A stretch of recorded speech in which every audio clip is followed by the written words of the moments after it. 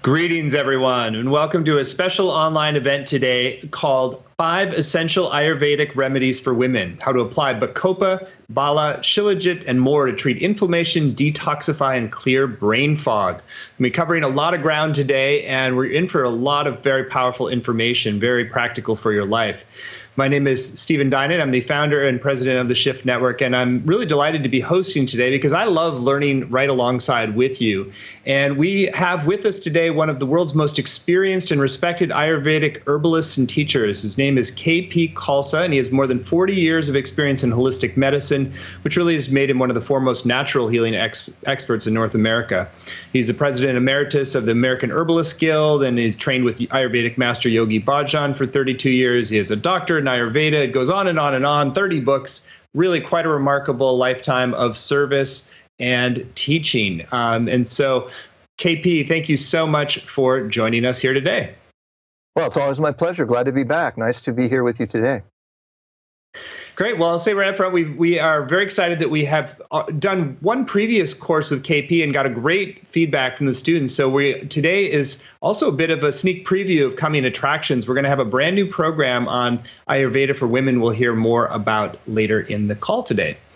So yes. So KP, let's begin a little bit with your backstory, even if people may be familiar a little bit, but just what brought you to Ayurvedic herbalism and really dedicating your life to this? Why do you see it as so important for our times?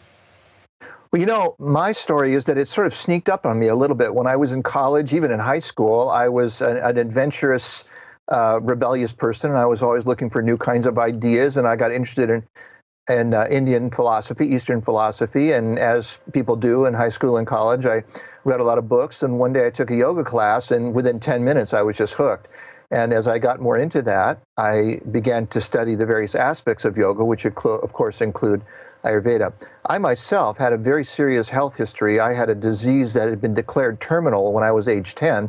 But when you're 10, those sorts of things don't quite impact you in the same way. But by the time I was in high school, I was having pain every waking moment, and it was rare for anybody to live past 40 with the disease that I had. So I have a classic wounded healer story. I didn't ever consciously think, well, okay, if I learn this Ayurveda and herb stuff, I'll be able to heal from my disease. But clearly that was part of the subtext of the whole thing. So that whole thing is long gone. I'm well over 40 now, as you can tell, and things are going very well. All signs of that disease is gone. I just found the whole thing to be fascinating. It was really something that I wanted to do. And I met my teacher, Yogi Bhajan, when I was still a teenager. He encouraged me to go in this direction.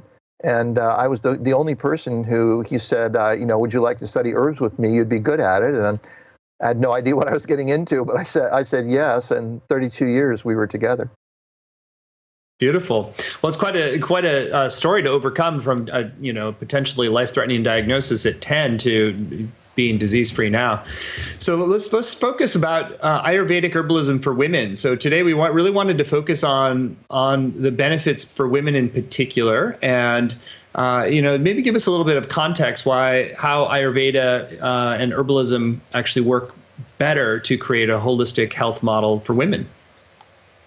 Yeah, the nice thing about Ayurveda is that all treatments are individual. So Ayurveda doesn't use the find an ill, choose a pill kind of model. It treats you as an individual, and it's depending on the kinds of things you can experience in yourself. How does your digestion work? How's your thought process?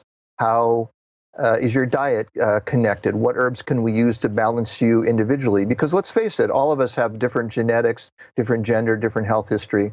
Ayurveda is particularly good for women because the techniques that Ayurveda has developed have been equally applied to men and women for thousands of years. And we have just a toolbox of things to help women successfully navigate their health conditions and achieve that very high level of health, should they choose to do that. In our culture, women are much more responsive to natural medicine and medicine in general. Men tend to be kind of blockheads about not going to the doctor and not getting things fixed. And it's kind of a joke in our society, but it's really true. Women are more likely to investigate appropriately and consult people when something needs to happen. Plus, their body, at least hormonally, is more complex than a man, and so that adds some unique challenges that, in fact, we'll talk about as we proceed in the course. Things like autoimmune diseases, fatigue, and then, of course, they have the giant event of menopause and all their hormones changing as their life continues and as they begin to age. So a lot of unique advantages and a lot of things that in particular can be targeted for women, which is why we decided to open up the chances to get to women in this course. Great. Well, I think it'd be helpful, even though we don't have time to really go into the whole deeper philosophy of Ayurveda, but just to kind of give people a little bit of a sense of the framework or principles that are operative when you're treating somebody in an Ayurvedic way. Yeah, Ayurveda is the health sister science of yoga. Yoga and Ayurveda are the same thing. So even to call it the sister science is giving it more distance than it really deserves. Ayurveda and yoga come from the same philosophy, the same background. They use the same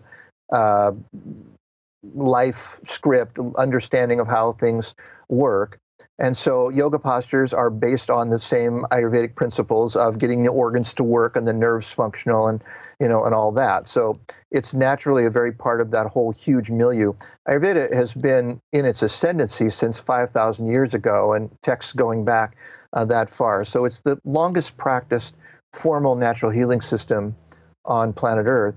And we use it to understand what's going on in people's individual bodies. In this case, we're talking about women, but we want to know, for example, is their metabolism running too fast or running too slow? And by metabolism, we just mean all the biochemical reactions in the body, the digestion, the circulation of blood, the functioning of all the organs, the brain. Is the body using up more energy than it needs to make those things work, or does it not have enough energy to make those things work? We also look at things like tissue density. Is your tissue hydrated enough? Do you have the proper mix of water and muscle tissue and fat in your body? We look at things like moisture. Is your body lubricated enough with that beautiful lubricating slimy mucus that we all have, that all our organs need to function properly?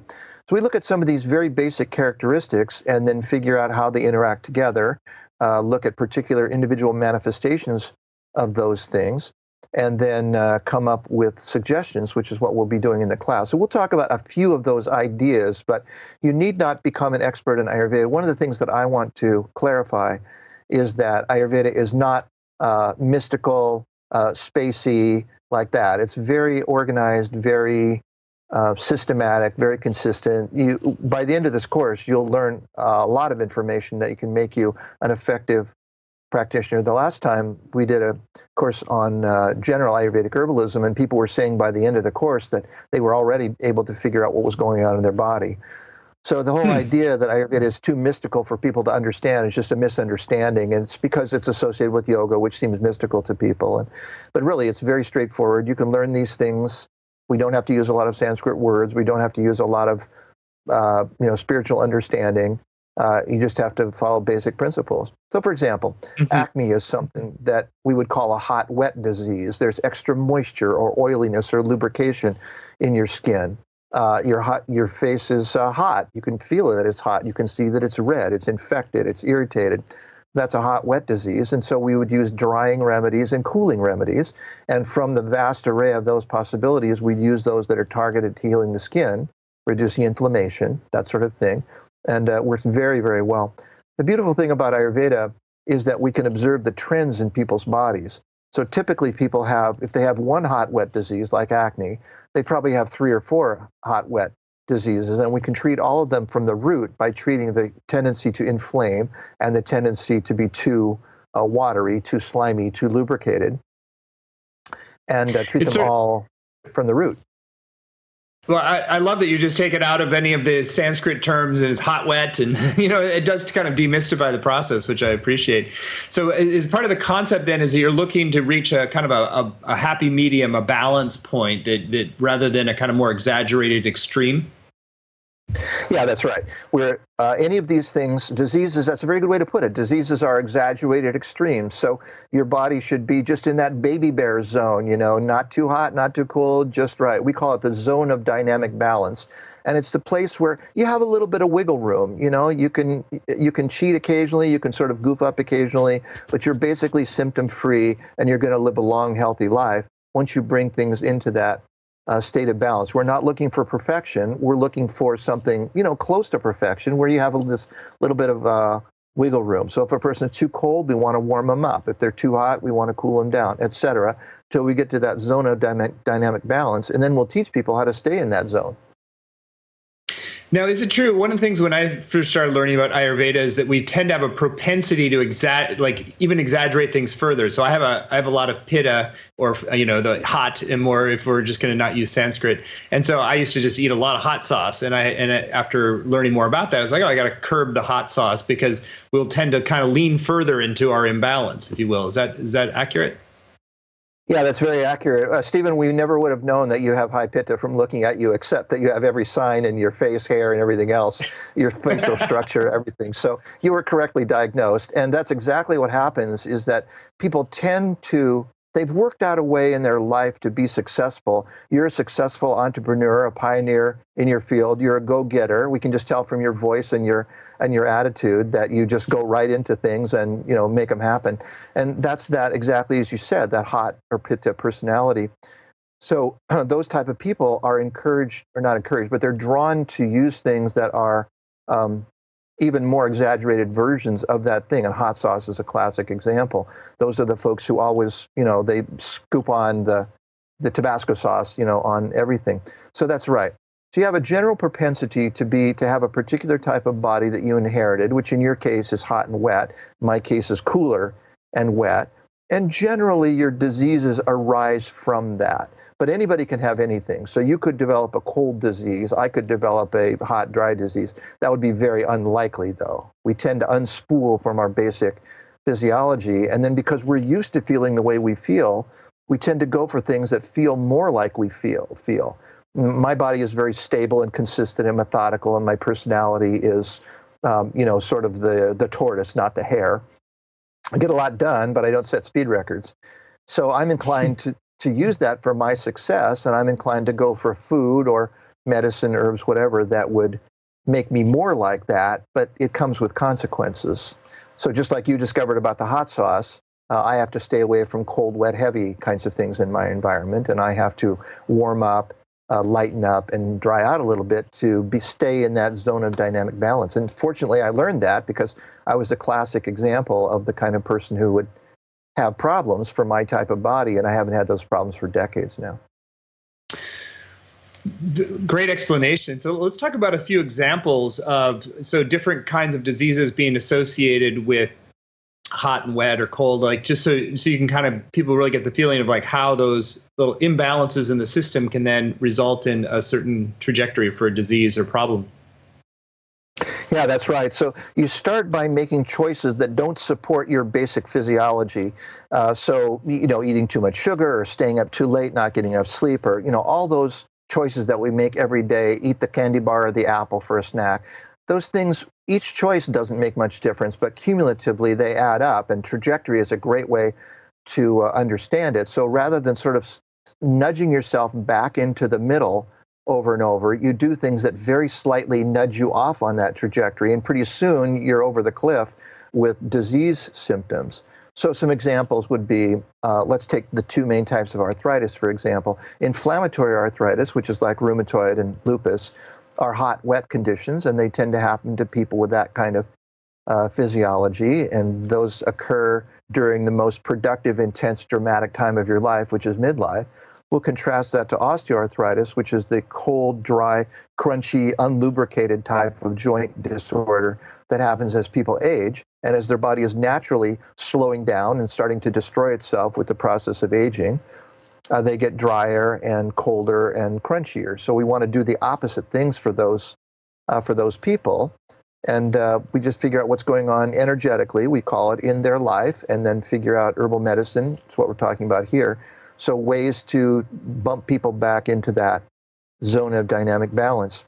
Herbal medicine, by the way, is effective, dramatic, feelable, and can work quite quickly. There's this mystique that herbal medicine has to be slow and tedious, and you have to wait a year to feel anything. You do have to give it appropriate time. It's not like a drug where you take it and 15 minutes, your headache is gone.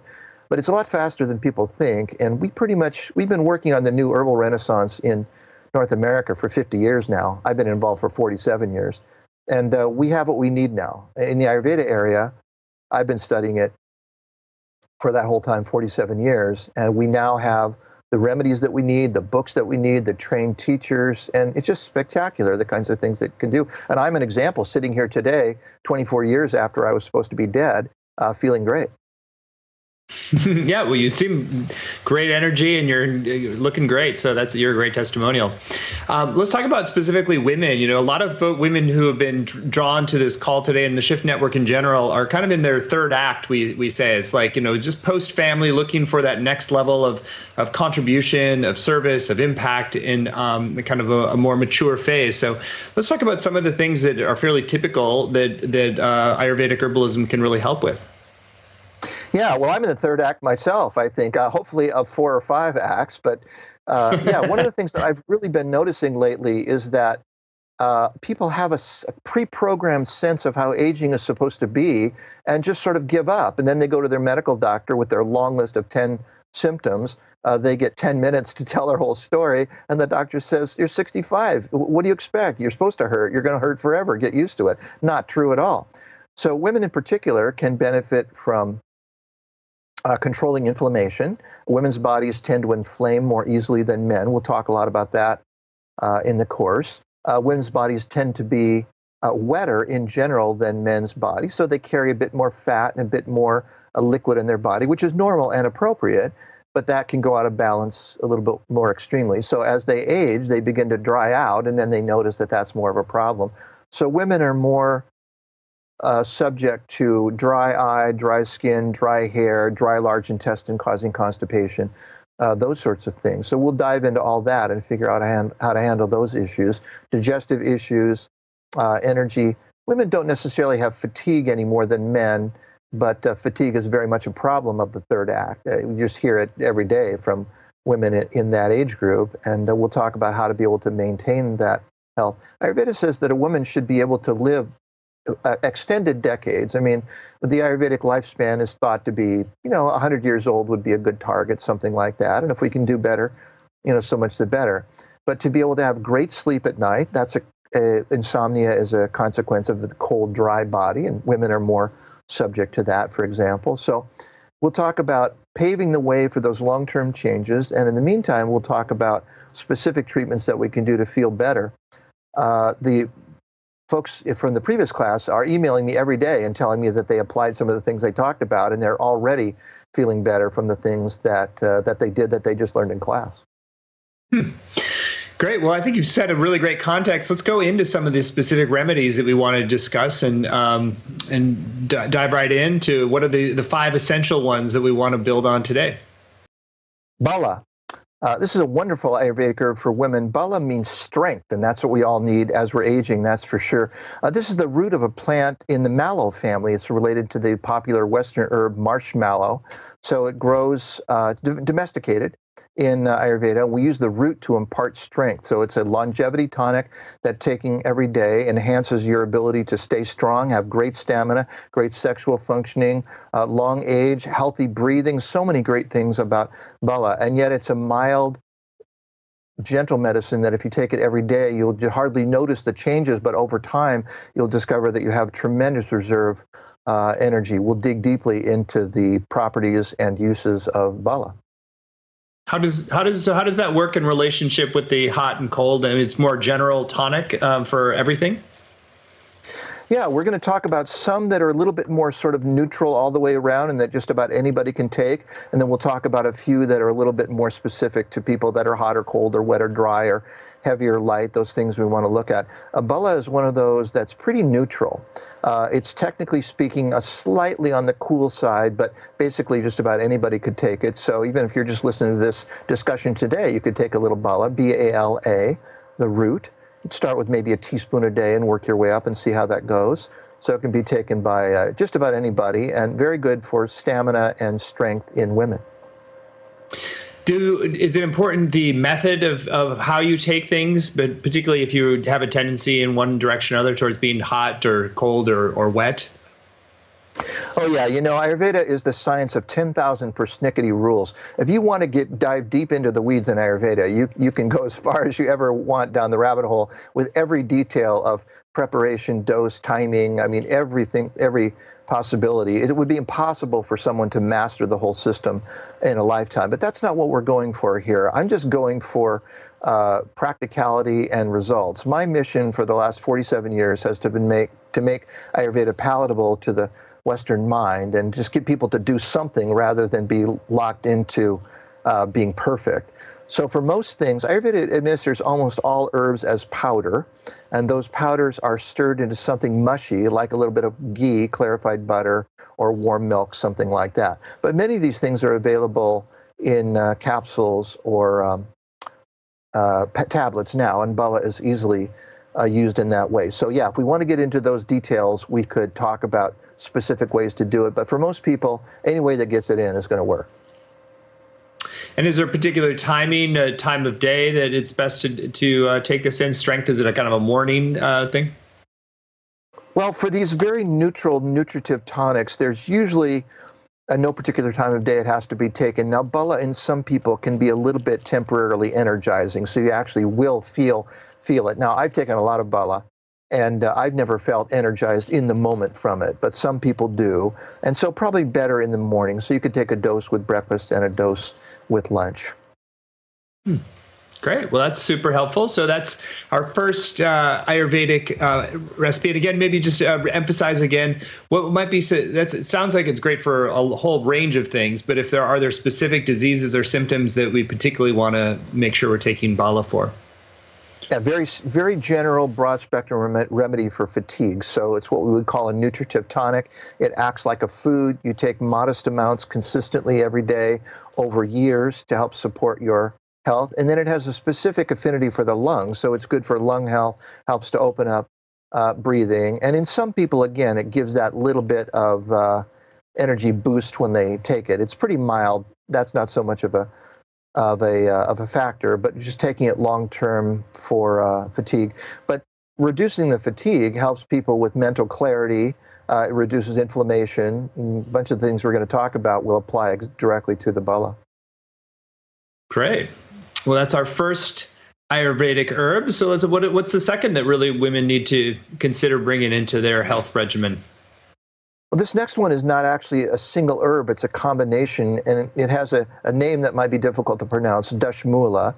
That means 10 roots. Dash is 10, Mula is root, the 10 roots. Very, very famous combination, one of the most widely used. And this is specifically for people with that cold, dry body. And again, that's the direction that women's bodies are likely to go as they age. Women are more likely than men to get colder. If you've ever slept with a partner of the opposite gender under a blanket, you know who's the cold one and who's the hot one. So generally speaking, colder and drier. So this remedy is used in so many different ways. So asking about preparations, whereas the Bala is normally, you just take it internally, Dashmul is a digestive aid. It's mildly warming. So you can use it to warm up and stimulate and activate your digestive tract. So it's going to reduce gas. It's used as beautiful massage oil. It has a nice red color, and so it helps to very kind of mildly warming oil to support muscular function and joint kinds of issues, used for osteoarthritis. It's used as tea. It actually tastes pretty good. And because it's mildly warming, it has a little bit of a kind of a black pepper taste. You can use it as a condiment. So you can cook it into your food, or you can stir it into your food after the food was prepared. So many great things that it does. And because it treats the kind of person who tends to be cold and dry, it treats all those symptoms, which are anxiety, constipation, fatigue, a wide variety of those symptoms of accelerated aging. So let's call it a very widely used anti-aging remedy.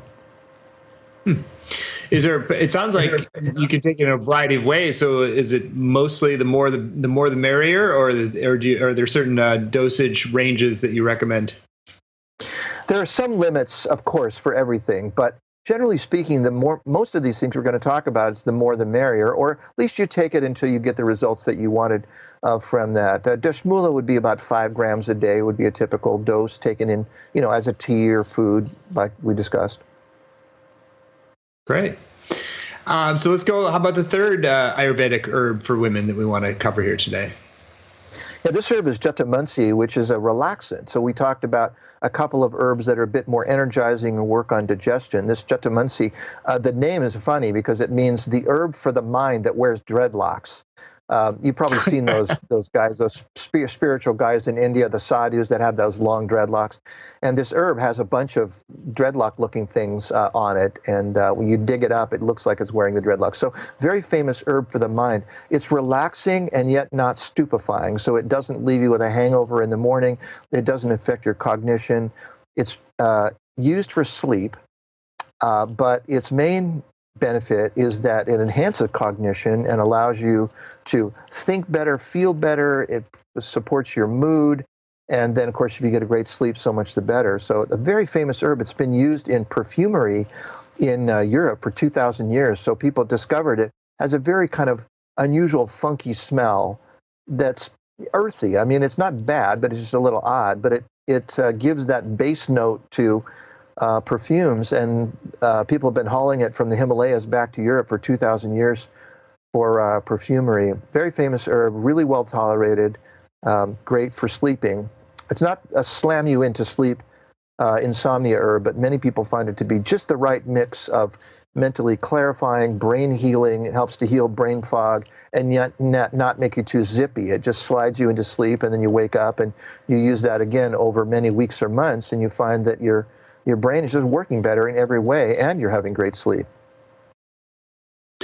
Is it, since you mentioned it's often used in perfume, is this one that's particularly good to use in a diffuser, aromatherapy fashion, or is it also one that you ingest?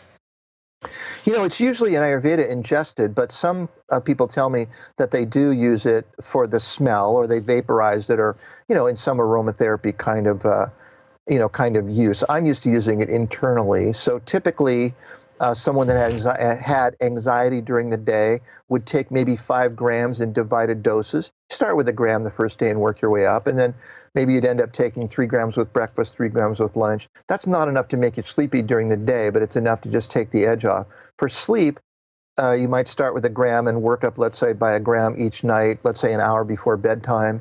And the dose might get up to 10 grams. And that would be a dose that would help people kind of slowly, comfortably slide into sleep. It's really a godsend. That's probably a good moment to just mention some of the remarkable research that's emerging now around sleep and what a cure-all it is for virtually everything, from our longevity to our cognitive performance. Anything you want to share just about why sleep is so central to address virtually everything? Yeah, that's for sure. And it's no surprise to Ayurveda, because Ayurveda calls the 3 pillars of health diet, sleep, and your intimate life. And the idea there is that all 3 of those areas are kind of connected in terms of cause and effect. That is, if those areas of your life are going well, you're probably healthy. And if you're healthy, those areas of your life are probably going well. So you enhance your sleep, clean up your diet, eat the proper diet for your physiology, and have a fulfilling, intimate life, whatever that means to you, but just something that causes you to feel happy and fulfilled romantically, sexually. And Jatamansi can work in those areas. Well, sleep, all of a sudden, we just sort of realized a couple of years ago that sleep is important, and now it's on every internet article, and every scientist being interviewed is talking about sleep. But it's been a long-term part of Ayurveda and yoga balance just forever, and it's just really critical that's the time your body rejuvenates after you do all the things you do during your day, and the time, along with meditation, that your mind heals itself and your brain sorts through everything and keeps you stable and sane. Does sleep directly affect the hot and cold and wet and some of the tendency to get off balance as well?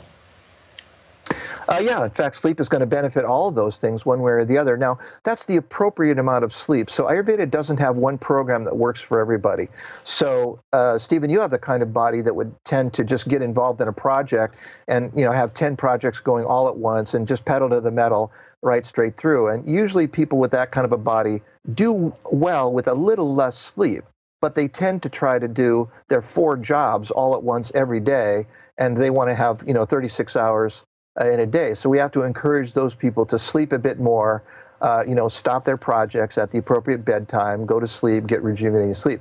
People like me who have a general tendency, if we allow it to, as you said, go into that trajectory, are more likely to oversleep. And so we have to encourage people to get up, get going, and sort of not use sleep as a comfort crutch or, like a comfort food, but sleep. So Ayurveda is focused on making sure that we get the right amount of sleep for our particular needs, and we encourage people to use sleeping aids like Jatamansi to go to sleep if they need them for a calm, clear mind going about your business during the day. Great. Well, it certainly seems like that can have a huge impact, Jatamansi, every day. Let's go. Let's cover the fourth herb that you wanted to cover here today, and give us a sense for what it's good for. This herb is Bacopa, and it's one of the most well-researched herbs in Ayurveda. It's for brain fog, mental harmony, sharpening intellect and memory, and just the memory and mental changes of aging. Very well established. Kids take it in India to improve their scores in school, their test scores. Elders take it. It's been studied in everything from developmental disorders to cognitive decline in aging. So it helps to reconstruct the brain and just help the brain do the things that it needs to do. Again, not noticeable so much when you take it, but taking it every day consistently over time. This is a plant that grows in marshy areas in the water. It's basically kind of a water plant, grows around lakes and on the shore of the ocean, things like that. It's a little 3-inch tall plant. You clip it off, dry it, and take it, the dried powder or tablets. So people notice a huge difference after a matter of maybe a month of taking it. They start to notice, wait a minute, I'm not forgetting my car keys anymore. And then after 6 months of taking it, they start, they just notice they have a flawless memory. They start to do better at Scrabble or whatever it might be. So very, very famous thought and mind development herb. Enhances meditation too, used by the yogis. In fact, the name in Sanskrit is Brahmi, which means godlike. In other words, having a mind like God. Pretty impressive. That's fascinating. Now, you mentioned you again said that you can take it either in capsule or powder form. Is there a preference to do one or the other? If you can, is it better to take closer to the natural herb versus the more processed form?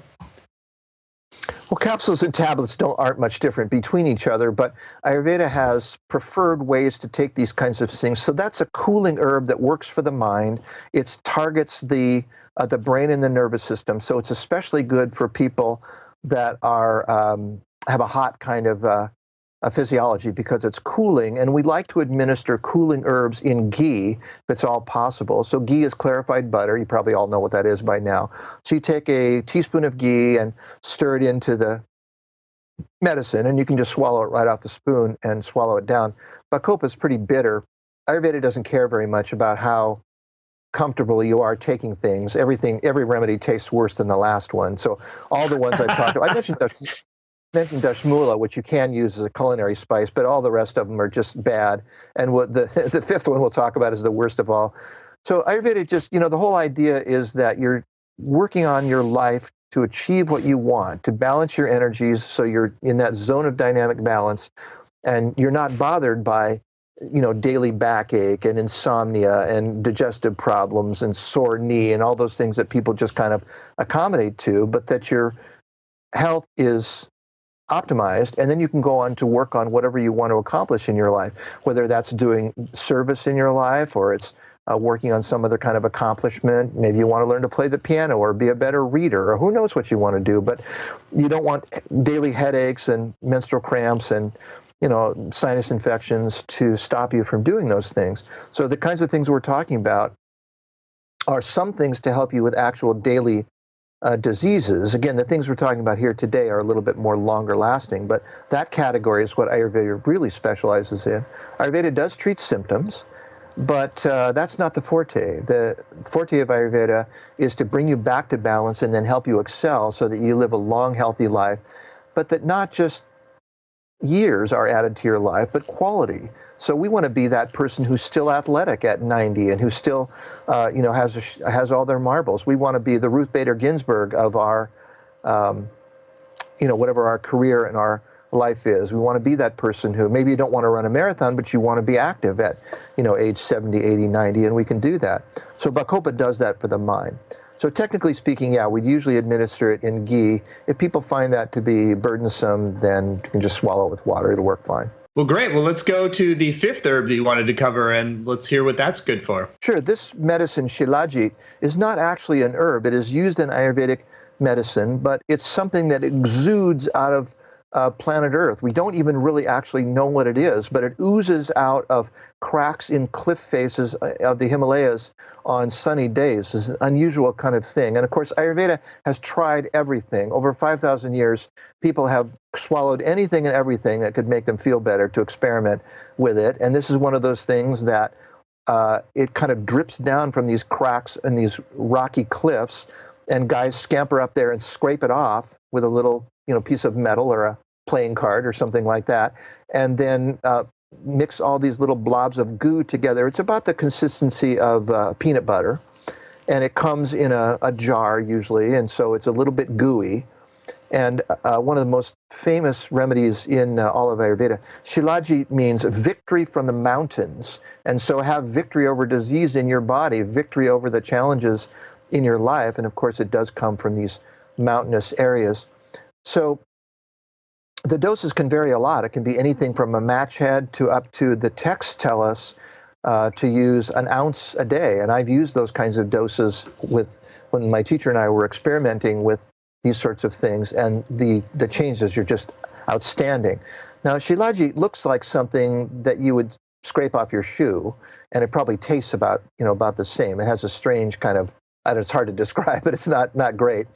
It's often administered by stirring it into warm milk and drinking it that way. It's a tonic herb, and Ayurveda likes to use tonifying remedies by stirring them into warm milk.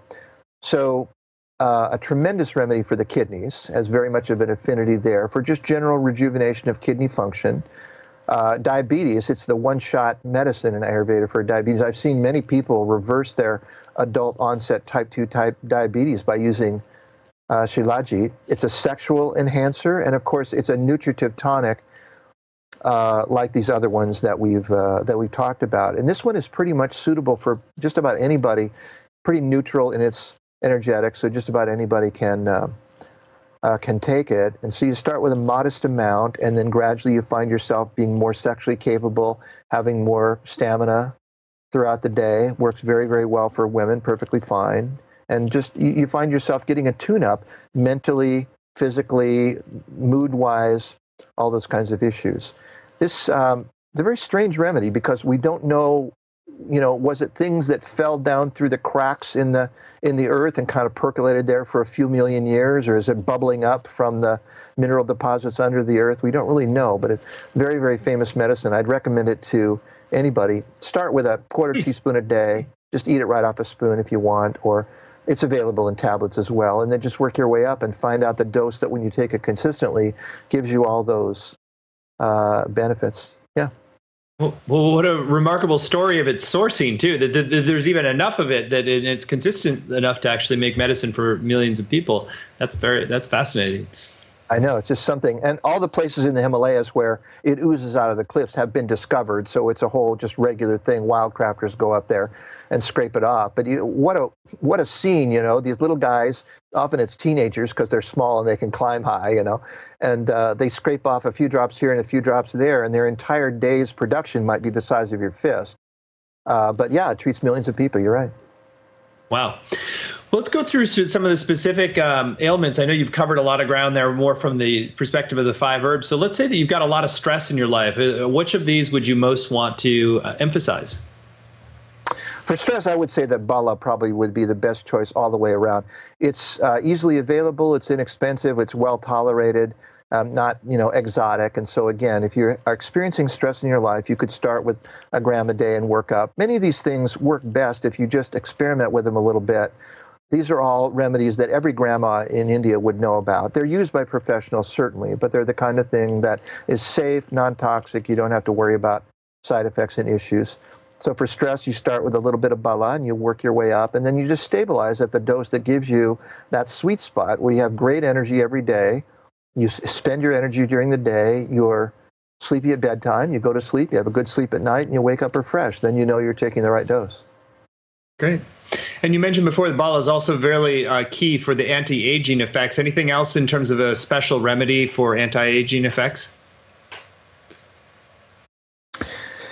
Yeah, Shilajit probably would be the one that we would add there. So all the things I just mentioned about, Bala and Shilajit are fairly similar in terms of their action. Bala is more potent, has a little bit more effect on sexual functioning, and then the whole diabetes connection. So remember that 2/3 of Americans have some sort of pre-diabetes kind of situation. So getting control of that blood sugar scenario is going to benefit just about everybody, and Shilajit is just the way to go for that.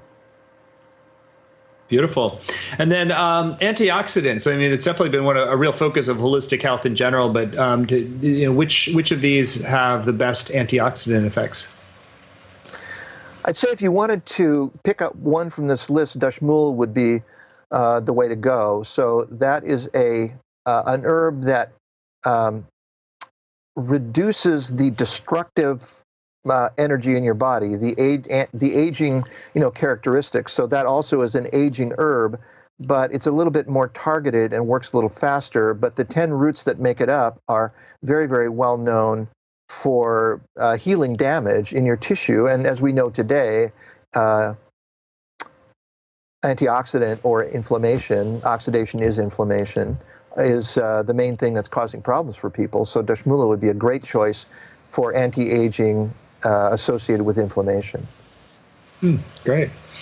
Well, there's obviously so much we could ask you and go deeper, and that's why we're excited that this isn't the end of the line with you, that we're going to get a whole full new program on this, specifically focusing on Ayurvedic herbalism for women. So, well, let's share a little bit about that now so people want to go further and really develop a healing, transformational, rebalancing protocol that has the anti-aging effects and all the other benefits we've talked about, from great sleep to antioxidant.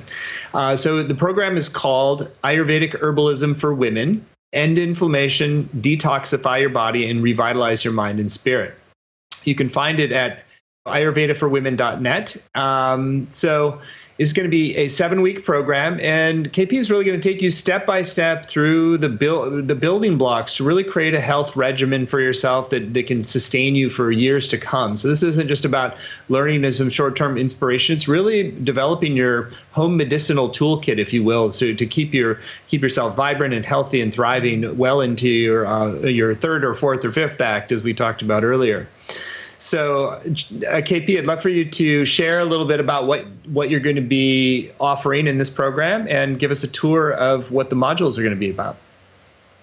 Yeah, our first module is about healing inflammation, something that's definitely on the minds of everyone today. We know that inflammation is the core dysfunction for so many chronic diseases, from heart disease to diabetes, as we were just discussing, and most human aging is all about inflammation. So we'll talk about an Ayurvedic joint herb to treat inflammation, one of the best detoxifying remedies for inflammation in the world. We'll just dig into the secrets of detoxification, why to dump that garbage. Inflammation is something that people talk a lot about, but from what I can tell, most people don't really know very much what it is, and it seems like eating an anti-inflammatory diet would be good. But we'll talk about things like digestive problems, allergies, food sensitivities, and we'll pull that all together in terms of herbal medicine and how those work. So this idea of your body just being chronically set a little bit too high in terms of your temperature and how much energy you're burning, it's sort of like having the pilot light in your stove on for the next 50 years. It doesn't do damage at the moment, but you end up with heart disease and lung problems and all those kinds of things. So cardiovascular inflammation, and we'll talk about foods for your personal body type as well as the herbal medicine. All right, so detoxification, module 2, is closely linked with inflammation, and when we accumulate waste material in our body, molecules of things that shouldn't be there. Anything that shouldn't be there is a so-called toxin that needs to be removed. So we're going to figure out how to handle that. Those things irritate the tissues and are one of the main reasons that we are inflamed. We know that detoxification is a buzzword du jour, But what does it really mean to do that? Does it mean drinking smoothies? Does it mean getting on complicated programs? Well, Ayurveda would say that detoxification is the most fundamental healing step that you can take in your life, because in order to rebuild the new, we have to get rid of the damage from the old. But you have to do it in a way that works for you. Most people who are detoxifying today are doing it too aggressively. They don't really understand why they're doing it, and they don't understand what they have to do for it. Nowhere in any Ayurvedic text does it say that you have to be miserable while you're detoxifying.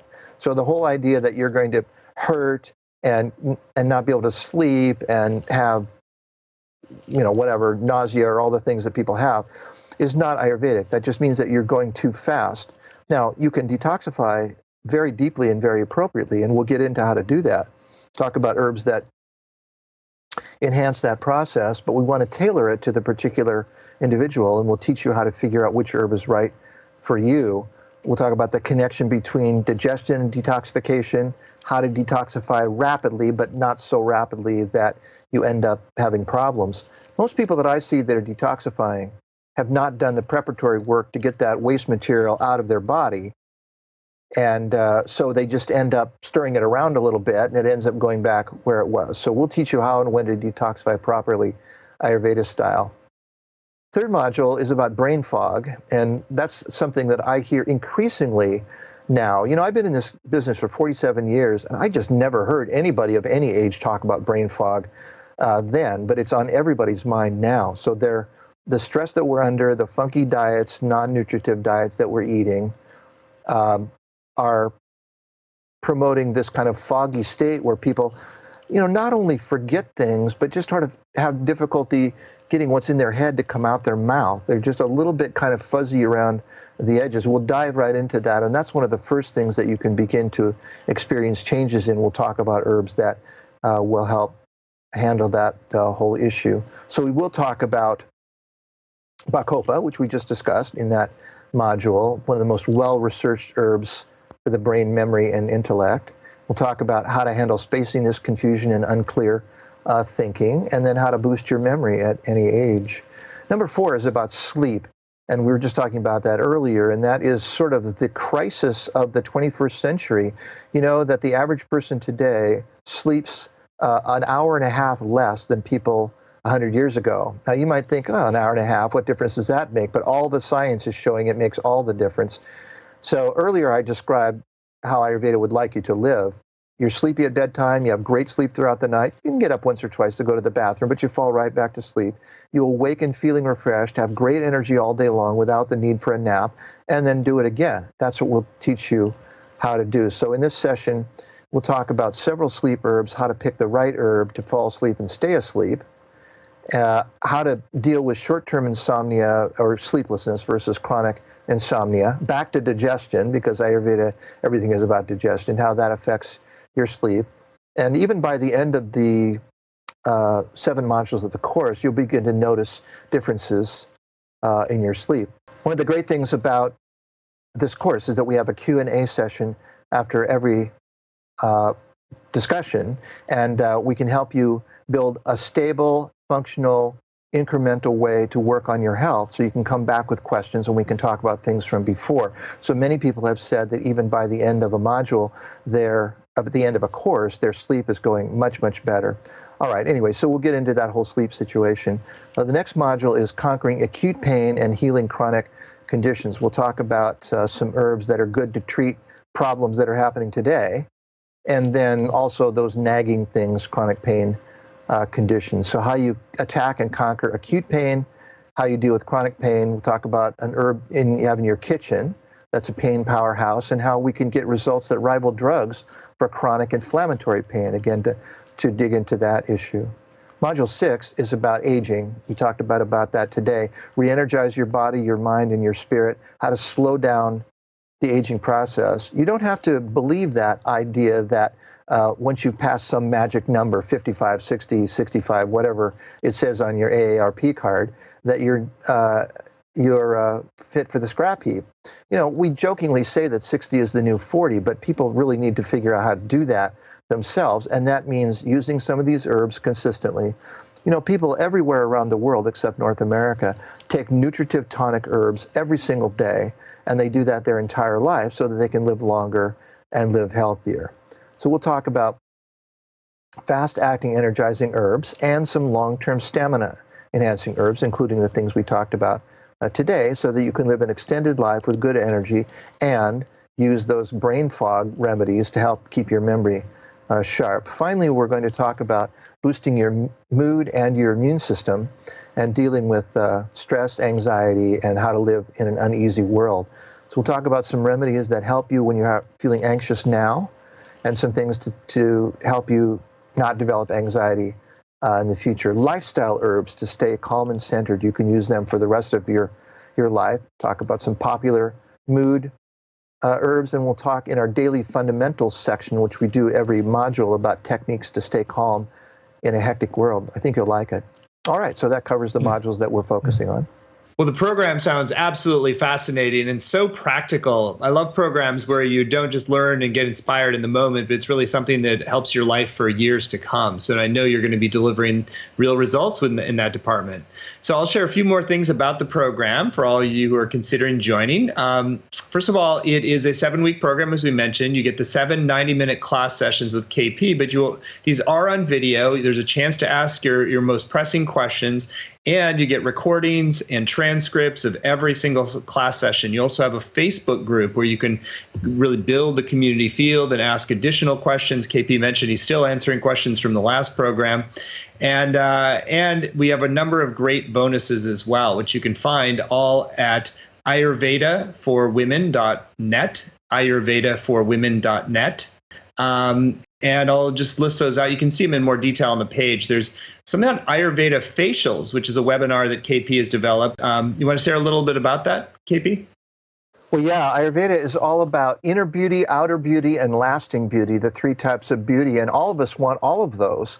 So the idea that you put isolated chemicals on your skin and hope that's going to help you stay young and beautiful is an idea that's popular today in our culture, but doesn't match with the Ayurvedic idea of eating well, sleeping well. We talked about one of the best things that you can do. But Ayurveda has developed beauty techniques using very low tech, but high concept kinds of ideas, herbal medicines that you can apply to your face. So for 90 minutes, we'll talk about one facial after another, and there's a bunch of recipes there and handouts and different things like that that will help you apply these things to enhance your current beauty, and that will go right along with the things we'll talk about in the class for lasting beauty. Fantastic. Well, what a great offering that is. And that's just one of 4 different bonuses that we're offering you. So that's the first one. Again, you can see all the details at ayurvedaforwomen.net. We also have a webinar from KP on cutting-edge Ayurvedic herbalism in modern America, and a webinar on top 10 Ayurvedic preparations that are not herbs. So we talked a little bit about Shilajit, and there's others these protocols that are actually not herbal but do have powerful effects on your health. We also have a 60% discount at the International Integrative Educational Institute web store. So KP, want to share why that's so beneficial?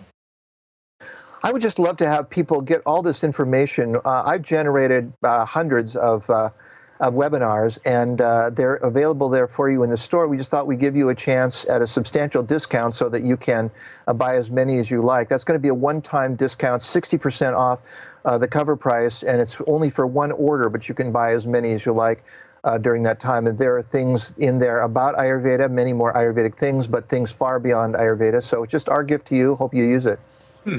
Fantastic. What a great extra bonus.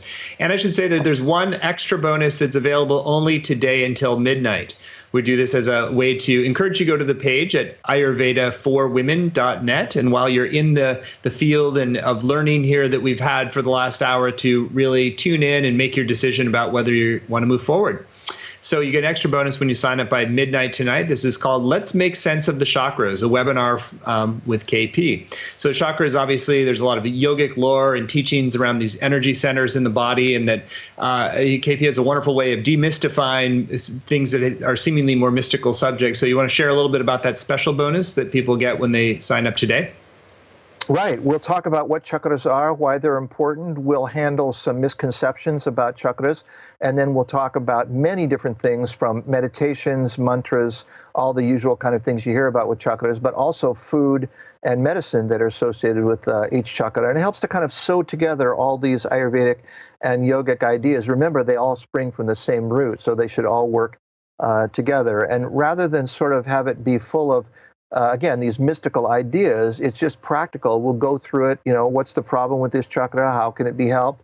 And these are the things you do. I think you'll be using that information the next day. Fantastic. Well, as you can see, there's a lot of value in this program. You're going to have the interactive time. It's like you're getting all the best of a specific individual consultation with a whole library of other content and information that you can use for a lifetime to come. So you can get more details at ayurvedaforwomen.net, and a few other things. It's going to start on October 17th. It's going to run on Wednesdays at noon Pacific time, noon Pacific. But even if you can't make the live time, you can still get the full value through the downloads and the transcripts and the community. We've kept it a very accessible investment up front, so it's just 3 payments of $109, or you save about 10% when you pay in full at $297. So a lot of value and a lifetime of positive changes. And Ayurveda really works upstream from so many problems. So just imagine if you can avoid even one major health challenge in the years to come, like how much of a return on investment you get from participating in this program. So I encourage you to go to the page at ayurvedaforwomen.net, read through some great testimonials from people who've worked with KP. He really goes the extra mile to make sure you get the information and the protocols and the healing advice that you need to really optimize your own health and well-being. So KP, thank you for this hour. Been very interesting information. I love the way you demystify these subjects and really make it straight and practical. Anything else that's on your heart that you want to share with folks who are considering take the next step of the Ayurveda for Women program? Well, just to hope that I see you there. The last time we had a great experience. Shift is a great organization to work with. I really appreciated their attention to detail. All the background functions and everything are just all working really well. I think you'll like that part of the process. We get a lot done in our 1-hour webinars, and then of course all these other things that are ancillary. I'll give you a bazillion handouts, and it'll be like reading an encyclopedia of Ayurveda for women. So hope to see you there. Great. Well, thank you, KP. Or thank you all for joining, and hope you've been as illuminated as I've been, and look forward to seeing many of you in the upcoming program, Ayurvedic Herbalism for Women, which you can do so at ayurvedaforwomen.net. And when you sign up by midnight tonight, you get the extra special bonus, which is the Let's Make Sense of the Chakras program. So see you soon. Thanks for joining, and many blessings. Bye now.